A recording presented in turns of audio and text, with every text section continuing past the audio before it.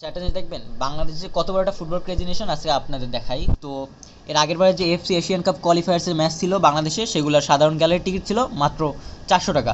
আর এবার বাফুফের সেই টিকিটের প্রাইস বাড়িয়ে করছে 500 টাকা। তা এই নিয়ে মানে সাধারণ যে দর্শকদের তাদের কিন্তু অনেক ক্রিয়া প্রতিক্রিয়া ছিল মানে প্রতিক্রিয়া ছিল আর কি। তো তারপরও দেখেন টিকিট সব sold out. East upper sold out, club house sold out, আর এটা লিমিটেড, এগুলো মানে রিজার্ভ করা। North west sold out, east lower sold out. এগুলো হলো রিজার্ভ করা সিট, লিমিটেড, এগুলো রিজার্ভ করা, পেমেন্ট বাকি আছে জাস্ট। আর এই যে north west sold out. North west হলো আলট্রাস গ্যালারি, এজন্য ও সবার আগে নর্থ ওয়েস্টই সোল্ড আউট হয়ে গেছে। আমি কাটতে পারছি জাস্ট এই যে ওতে, মানে অনেক ট্রাই করে ওতে কাটতে পারছি আর কি।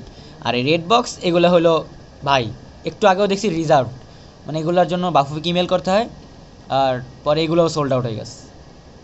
তো এই আর কি বাংলাদেশ কতটা ফুটবল ক্রেজি নেশন, এটাই।